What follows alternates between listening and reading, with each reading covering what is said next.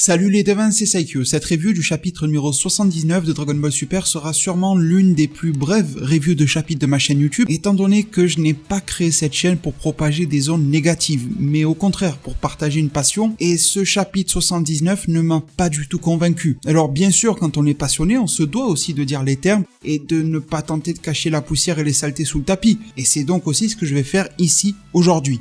Le chapitre 79 est à vue de nez à 98% composé d'actions, de combats. Le titre d'ailleurs pose les termes, à savoir Gas vs Granola. Les chorégraphies de combat et les armes de Gas sont un plus, c'est plutôt sympa, mais ces combats ne sont à mon sens pas à leur place dans le chapitre 79. Pour faire une comparaison, c'est un petit peu à l'instar de la 3D, qui pour moi n'a absolument pas sa place dans un film Dragon Ball. Surtout lorsque cette 3D est utilisée pour réaliser 100% des plans du film. Eh bien je pense aussi que composer un arc de Dragon Ball majoritairement de combats et de surcroît venir mettre un terme à 2 chapitres de récits qui frôlaient la perfection est réellement une énorme frustration. Et je vous dis ça, Bardock ou pas Bardock, peu importe. Je pense que le récit sur le passé des Céréaliens, le passé de Granola, de Monaito et j'en passe, pouvait aussi fonctionner avec quelques arrangements même s'il n'y avait pas Bardock. Bardock est disons une cerise appréciable sur le gâteau, mais le gâteau était très bon aussi sans. La tournure de l'arc Granola était vraiment cool dernièrement, et il commençait même à prétendre au titre de meilleur arc de Dragon Ball Super. Et là le soufflet retombe. Les 2% restants qui ne sont pas de l'action, qui sont plutôt autour du scénario, et je trouve que j'ai été large en disant 2%, le premier, c'est un petit élément par rapport au Hakai qui est mentionné sur le personnage de Gas. Lorsque son attaque sur Granola aura l'air explosive, je me demande, à force d'insister sur ce genre de trait-là post-Votorombo, si cela n'aura pas un lien avec la résolution de l'arc, pas le Hakai en soi, mais le fait que les adversaires et ennemis comme Granola et Gas obtiennent les techniques respectives de Goku et pourquoi pas d'autres membres de l'univers 7, je pense que cela pourrait créer une forme de stratégie chez Goku et Vegeta pour venir à bout de leurs nouveaux opposants. Et l'autre composante de ces 2% de scénario que j'ai vu être très légèrement et finement tissé dans ce chapitre 79 concerne les toutes premières pages, qui étaient plutôt bonnes d'ailleurs, j'ose le dire, concernant Elec, qui reste en marge du combat de son frère, qui préfère ironiquement ne pas mettre de poussière dans son vin, et qui va partir surtout vers d'autres aventures qui ont l'air de servir des plans un petit peu plus personnels. Ce Elec qui pourrait trahir absolument tout le monde, alors qu'il trahisse la Z-Team, qu'il trahisse Granola, c'est une idée que l'on conçoit totalement, mais qu'il trahisse les haters, c'en est une autre. Et apparemment, ses objectifs personnels pourraient le mener vers ce genre de finalité. Je ne demande qu'à voir, c'est intéressant. Mais malheureusement, pourquoi est-ce que je vous dis dès le titre de cette vidéo que j'ai peur ? Tout simplement parce que là, on a beaucoup plus d'informations en notre possession. Il y a un mois ou deux en arrière, on aurait pu se dire, l'arc Granola, même s'il nous fout encore du combat, et c'est ce que je vous disais d'ailleurs, même s'il nous fout du combat dans le 79, ça me décevrait, mais c'est pas très grave, il y a toujours le temps de se rattraper, de ramener les fonds d'histoire, d'écriture plus tard. Mais là, non, j'ai la claire sensation que le temps nous est compté. Nous venons d'avoir 2 informations vraiment cruciales. La première, c'est que le film Dragon Ball Super Super Hero sortira le 22 avril 2022.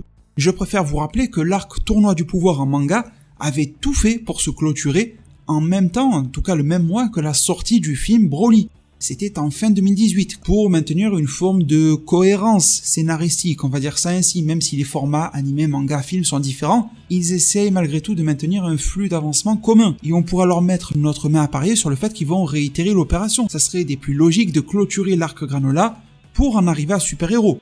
Ce qui veut dire qu'il nous reste potentiellement plus que 4 chapitres pour terminer l'arc Granola. Je ne sais pas si on se rend bien tous compte de cela, c'est extrêmement peu à la vue de tout ce qu'il reste à clôturer. Je ne sais pas comment vous vivez et ressentez cet arc Granola, personnellement j'avais plus la sensation d'être pourquoi pas à la moitié passée ou aux 2/3, allez pourquoi pas, mais là il ne nous reste presque plus rien, 4 mois. 4 mois dont le dernier chapitre qui sera sûrement un chapitre de conclusion, plus d'ouverture et transition vers le nouvel arc. En gros, il nous reste 3 chapitres et demi. Et pour appuyer cela, deuxième information cruciale, lors de la Jump Festa, je vous ai partagé l'information sur ma chaîne YouTube et vous avez été nombreux à la consulter, merci beaucoup, par rapport au fait que l'éditeur du manga Dragon Ball Super, officiel bien sûr au Japon, a déclaré que l'arc Granola touchait prochainement à son terme, que nous étions dans le climax et qu'un nouvel arc arrivait en 2022. Donc, l'information sur la date de sortie du film Super Hero mise en corrélation aux propos de l'éditeur ne font qu'appuyer la thèse que je viens de développer à l'instant. Et c'est vrai que c'est cool, parce qu'avoir un nouvel arc, avoir un nouveau film, c'est toujours hypant. Mais voir l'arc en cours se terminer en queue de poisson, c'est quelque chose qui m'attriste et me fait extrêmement peur. Alors bien sûr, on restera toute raison gardée.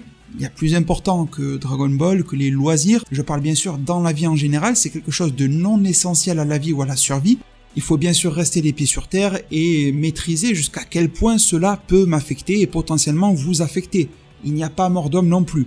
Mais en tout cas, quand l'on reste concentré dans ce cercle de passionnés et de passion, je trouve que ça fait mal. Je trouve que ça fait vraiment mal au cœur. Et c'est loin d'être le seul problème de ce chapitre-là, encore que oui, le problème majeur est le fait qu'il y a 98% d'action et que ça n'avait pas sa place ici.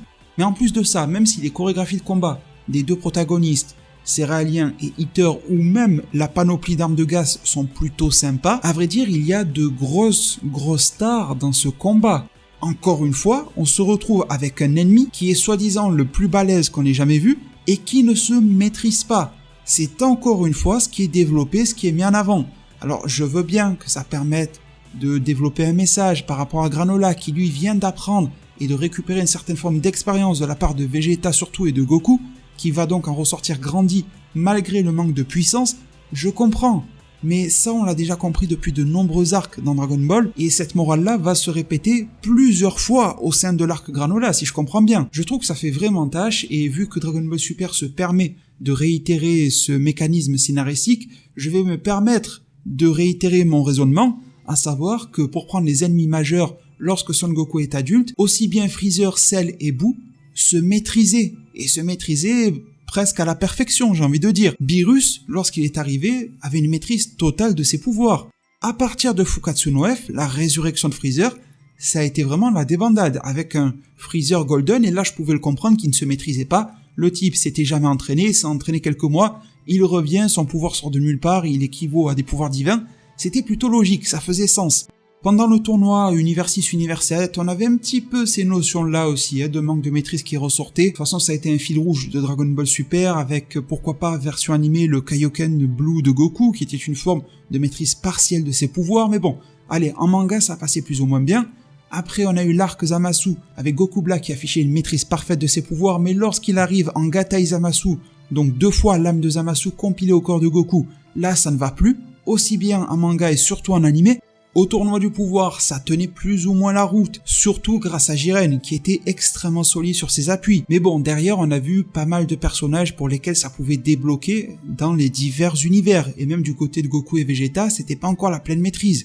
Quand on prend DBS Broly, eh bien Broly se découvre en 20 minutes qu'il a des super pouvoirs qui presque sont équivalents de ceux de Gogeta Blue, et à la fin on sent que ce personnage pourrait faire des miracles s'il avait été entraîné, et malheureusement il se maîtrise pas parce qu'il s'est battu contre des araignées géantes sur une planète extraterrestre et qu'il a jamais eu la formation de Goku et Vegeta. L'expérience, en plus de la fusion, a encore parlé. Et d'ailleurs, même à la fin du film, Goku fera comprendre qu'il est plus faible que Broly, mais qu'il veut quand même être son sensei, son maître, parce qu'il a des choses à lui apprendre que Broly n'imagine même pas. C'est encore pire dans l'arc Moro, pourtant on avait un mec qui a 10 millions d'années d'existence, mais il va se mettre à absorber tous les pouvoirs possibles, à devenir un monstre qui implose. Un abonné le mois dernier ou il y a 2 mois m'a dit de ne pas oublier Sagambo, lui aussi a accumulé des pouvoirs, un des sbires de Moro il a explosé. C'est toujours la même chose, c'est vraiment toujours la même chose. Granola applique, il est combattant mais il est plus chasseur de tête qu'autre chose. Du coup, il va recevoir des pouvoirs, il faut qu'il se maîtrise. Du coup, il va nous débloquer des power-up un petit peu magiques. Après, il commence un petit peu finalement à se contrôler jusqu'à avoir Gas, qui lui est un combattant depuis l'enfance, il y a 40 ans en arrière, va obtenir les pouvoirs de Torombo mais ne se maîtrise pas encore non plus derrière. C'est fatigant, c'est usant. Pourquoi continuer avec ce mécanisme-là? Surtout le répéter dans le même arc. Granola, Gas 2 fois d'un coup. C'est quoi le prochain? C'est Elec aussi qui va faire la même erreur. Je pense que donner une faille aux adversaires c'est plutôt logique, et d'ailleurs celle de Jiren était sympa. Le fait qu'il ne reposait que sur lui-même. Au moins ça apportait une nouvelle morale. Ça permettait d'avoir quelque chose d'assez émotionnel à la fin lorsque les univers sont ramenés. Mais là non, ça ne fonctionne pas. En tout cas, ça ne fonctionne plus. Ce pourquoi j'étais très accueillant à l'époque de la résurrection de Freezer ne peut pas marcher en mode bis repetita d'arc en arc. C'est comme si on nous ressortait la fusion, Gogeta par exemple, Gogeta Blue, je ne sais quoi, avec quelques petits ajustements à chaque fois, d'arc en arc. On n'aimerait plus. Pourtant, Gogeta est extrêmement kiffant et on l'a vu dans Super Dragon Ball Heroes. À force de revoir Gogeta à chaque fin d'arc, ça perd en saveur. Alors c'est pas grave, parce que c'est l'animé Heroes, on s'en fout un petit peu, mais imaginez que chaque fin d'arc majeur Jiren, Moro, Broly, Granola et j'en passe, ça se termine par un Gogeta. Ça serait con, on va pas se mentir. Et je pense qu'avoir un ennemi, des adversaires, ce que vous voulez, des antagonistes qui ne se maîtrisent pas, qui ne se maîtrisent jamais, qui en imposent pas, qui perdent en classe et qui perdent en crédibilité, surtout dans le scénario, parce qu'ils n'ont pas le contrôle de leur pouvoir ou leur nouveau pouvoir, c'est un des problèmes majeurs de Dragon Ball Super, vraiment.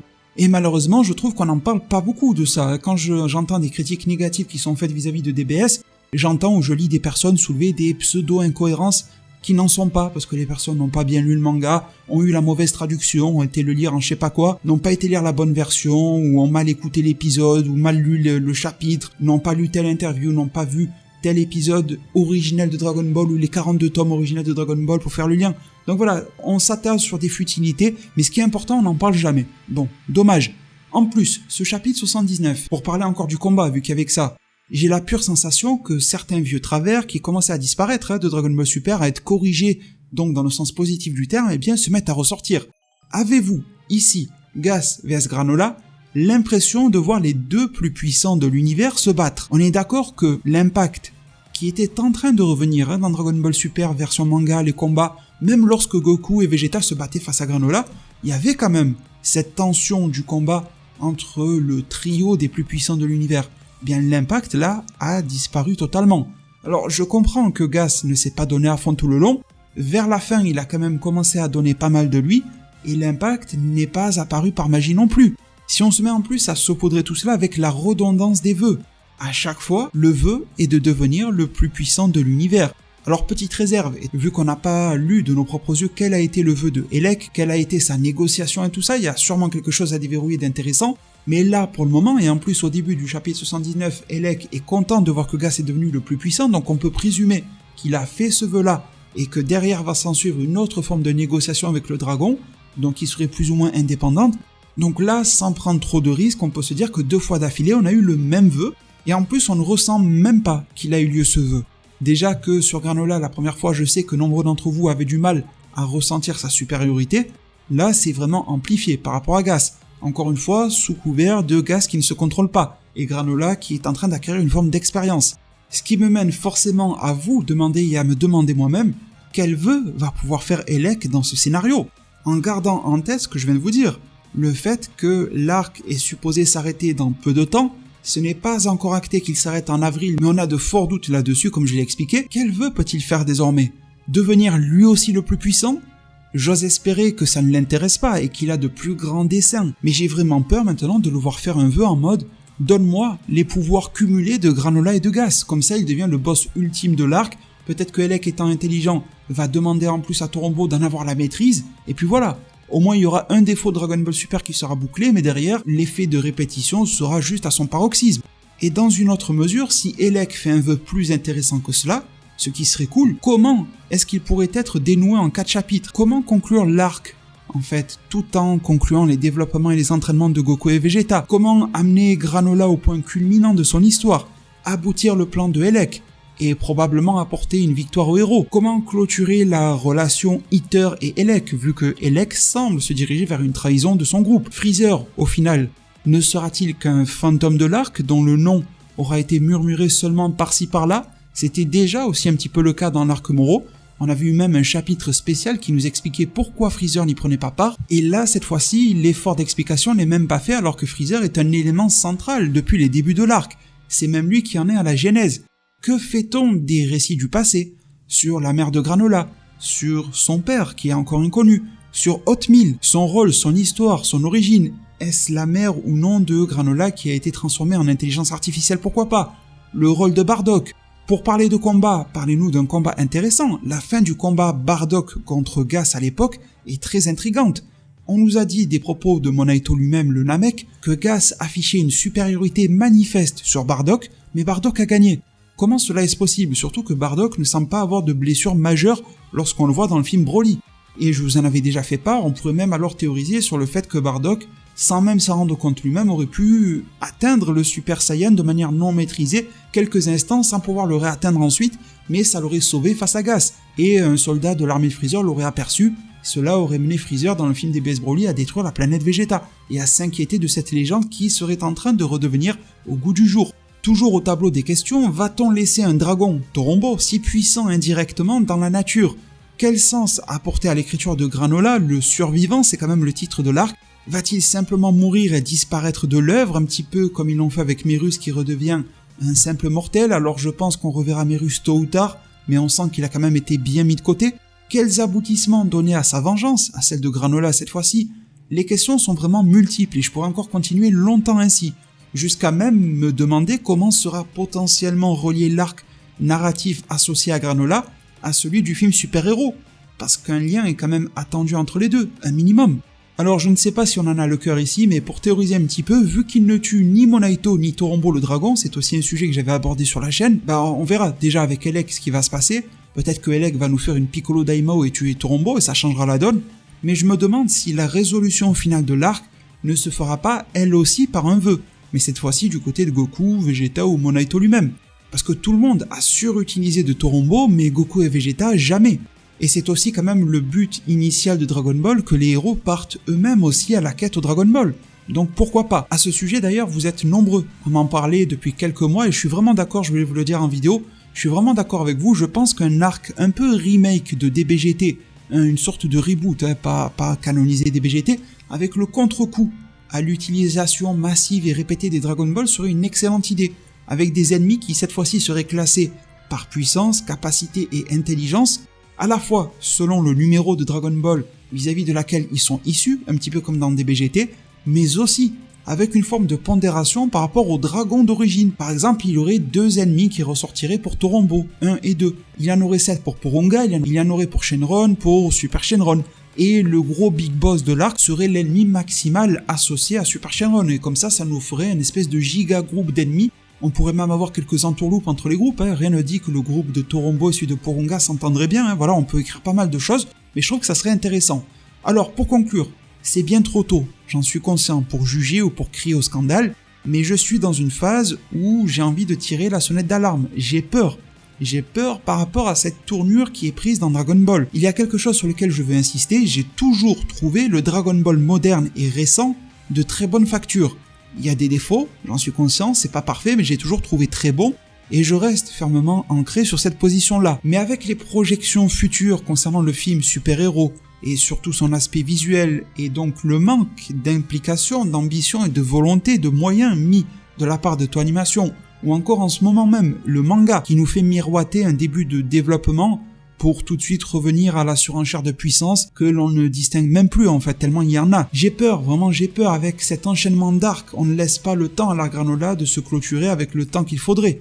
Eh bien, dans mon coin, je tire la sonnette d'alarme parce que l'avenir de Dragon Ball me paraît quantitativement fourni, il y a beaucoup de choses qui se préparent, qui arrivent et ça c'est cool, mais qualitativement, ce même futur de Dragon Ball me paraît très incertain et cela m'inquiète. Alors j'espère que la suite des événements saura me rassurer, mais à ce jour, en fin décembre 2021, je ne m'y retrouve pas et j'ose espérer que c'est qu'une mauvaise passe. Je ne retrouve pas actuellement et dans les projections futures ce qui me passionne habituellement dans Dragon Ball, et c'est vraiment triste à dire. Alors pour ne pas briser la tradition, même si la vidéo est un petit peu plus courte, il y aura un mot de passe de fin malgré tout, on va mettre Gas, pillage, étant donné que ce chapitre 79 mettait Gas à l'honneur, mais je trouve que ça a surtout gaspillé des pages d'écriture pour Toyotarou et Akira Toriyama, et ça a aussi gaspillé de mon temps, que j'ai pu notamment accorder à la lecture. Le chapitre 80 est attendu pour le 20 janvier à 16h. Comme d'habitude, vous pourrez compter sur moi, que cela soit ici sur YouTube, en vous abonnant et en mettant la cloche, et aussi sur ma page Twitter, @saikyo20 pour vous tenir informé de toutes les informations autour de cette suite et amorce de la conclusion de l'arc Granola. J'espère de tout cœur que les prochaines informations, que mes prochains avis seront nettement plus enjoués que celui d'aujourd'hui. Être passionné, c'est aussi s'accrocher quand parfois il y a des mauvaises passes. Merci vraiment pour tout, de m'avoir accordé de votre temps et de votre attention. Si vous avez kiffé le chapitre, j'ai envie de dire c'est tant mieux, il n'y a aucun souci, chacun son avis, chacun son ressenti, et je serai vraiment des plus heureux si vous avez passé un bon moment dessus. Si vous n'avez pas trop kiffé ou détesté, eh bien bienvenue au club. Je vous serre la main, mais dans tous les cas, un énorme et immense respect envers tout le monde, envers tous les avis. Merci pour tout, prenez tous extrêmement bien soin de votre futur, n'hésitez pas à balancer un maximum de pouces bleus, et à plus pour de prochains arts divinatoires.